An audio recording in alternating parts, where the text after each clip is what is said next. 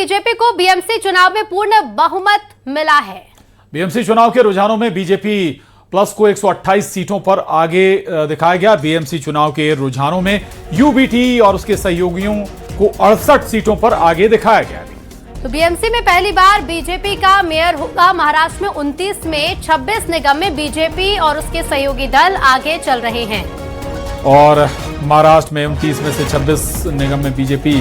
तो ये बड़ा उलटफेर अगर हम बात करें मुंबई म्यूनिसिपल कॉरपोरेशन में, दरअसल इस बार बीजेपी आगे चल रही है और महाराष्ट्र में माना जाता है कि बीएमसी का कब्जा अगर किसी के पास है तो फिर बहुत बड़ी सत्ता। दरअसल अकेले बीएमसी का जो सालाना बजट है वो कई हजार करोड़ का बजट माना जाता है। अभी तक इस कहें बीएमसी पर, मुंबई म्यूनिसिपल कॉरपोरेशन पर शिवसेना का अधिकतर कब्जा रहा है, लेकिन इस बार बीजेपी आगे निकलती हुई नजर आ रही है बहुमत के करीब।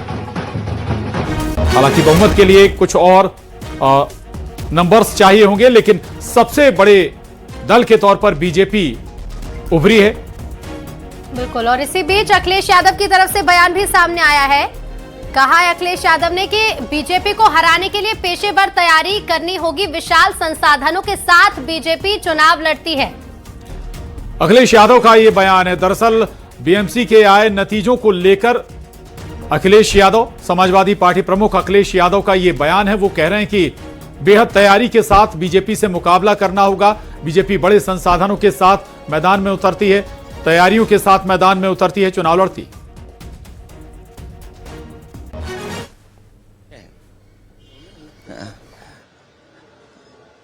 वो पॉलिटिकल पार्टी नहीं है, वो पॉलिटिकली प्रोफेशनली रन करते हैं अपने आप को।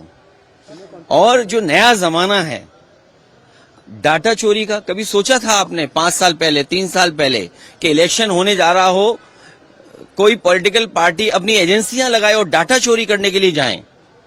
तो ये नए तरह की चीजें हैं। प्रोफेशनल पॉलिटिक्स करती है बीजेपी। बीजेपी प्रोफेशनल गिनती करके, डेटा पे एक एक बिंदी बैठा करके तब फैसला लेते हैं। इसलिए जिसको हराना है बीजेपी को, उसको उसी तरीके से तैयारी करनी पड़ेगी।